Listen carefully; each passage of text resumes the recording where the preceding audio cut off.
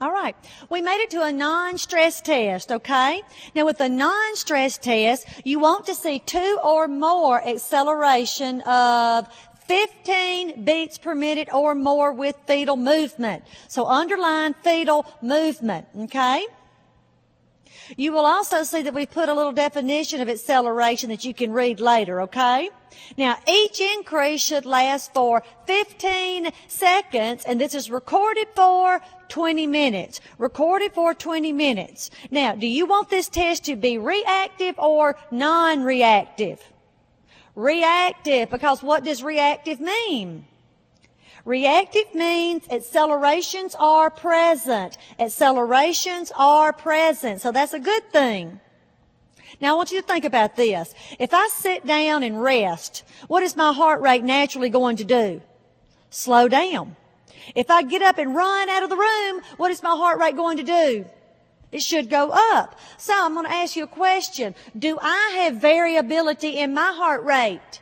Yes, I have variability. Do I have accelerations? Yes, I have accelerations. So variability in accelerations would be good things. If I have it, don't we want the baby to have it too? Yes, we want the baby to have those things. Now here's something else. If you have a baby who with simple fetal movement cannot get their heart rate up to 15 or sustain it there for a period of time, is that baby going to be able to handle labor and delivery? No, they are not going to be able to handle labor and delivery. Now tell the person sitting next to you how you get your patient ready for a non-stress test. What do you teach them to do?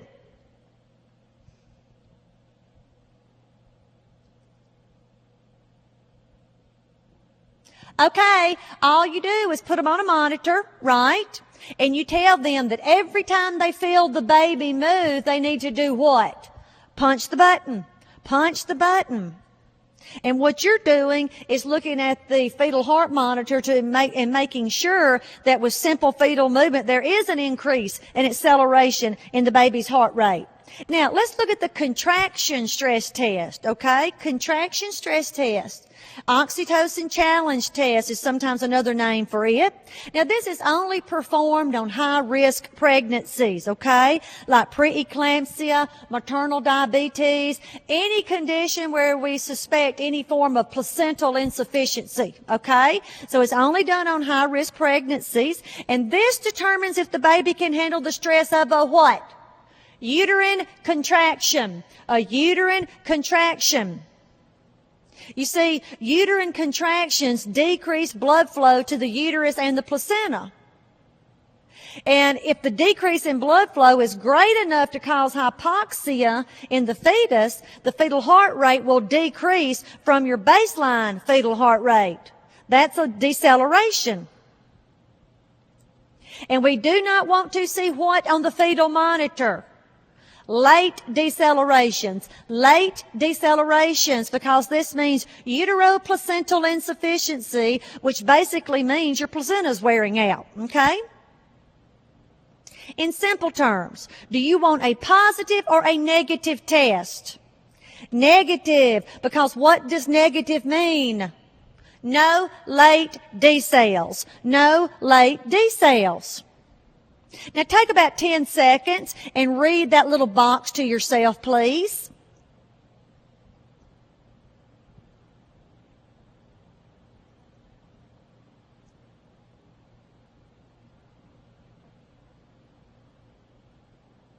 Okay, let's move on. This test is rarely performed before how many weeks? 28 weeks is what I want you to write down. 28 weeks. Now, I bet your teachers in school said a bigger number than that, like in the later into the pregnancy. And yes, the later into the pregnancy, the better for this test. But you got to remember something. We just got through saying that this is only done for high-risk pregnancies. So it may have to be done earlier, but I would never want to do it prior to 28 weeks because are we inducing a contraction on a pregnant lady here? Yes, and when you induce a contraction on a pregnant lady, what might you get at the end of the contraction? A baby, right? That's right, a premature baby. So that's why you would not want to do it prior to 28 weeks. Now, one more point I want to make about this test is this. The results are only good for 1 week. The results are only good for 1 week. So let's say I've got a high-risk pregnancy. Maybe I'm pregnant with triplets, all right? And this week I go in and they do the test and there were no late D cells. So what are they going to tell me to do? Go home and come back in 1 week. Well, I go back the next week and they see late D cells. What are they going to do then? That's when they're going to make me go ahead and deliver or C-section or whatever, okay? Because the baby's going bad at that point. Late D cells are bad. There are other kind of D cells out in the world that aren't any big deal, but the late D cells are really, really, really bad, okay?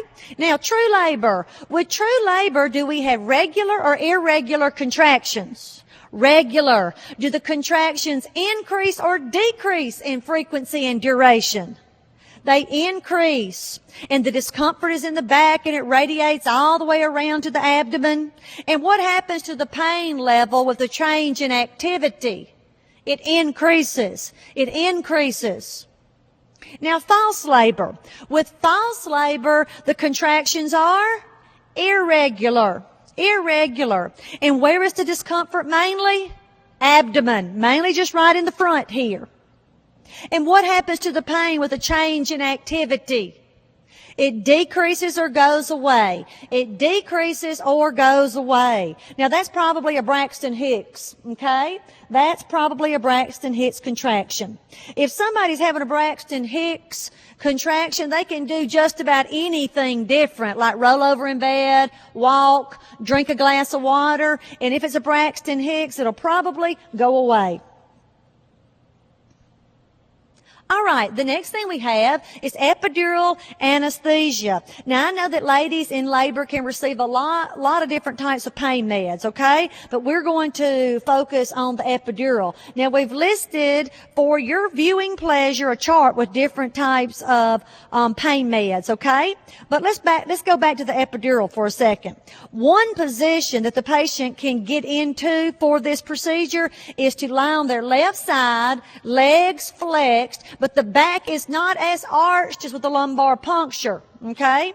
Now, I know what you're thinking. You're thinking about what you saw in clinical, where they really, really, really arch the back. Well, that's in the hospital. On NCLEX, we're not going to arch the back a whole lot, because the more you arch the back, the greater the chance they're going to get into the spinal fluid, and that's what we don't want to happen, okay?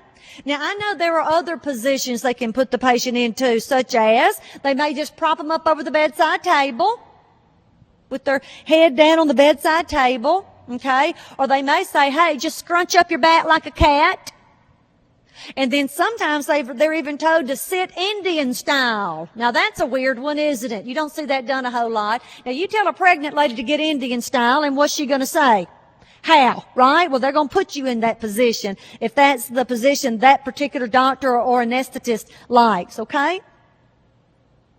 Now, it is given in stage 1 at 3 to 4 centimeters dilation. And I want you to put a star by the next two things. You'll see why in just a second. Usually there's no headache because they did not get into the spinal fluid. Did not get into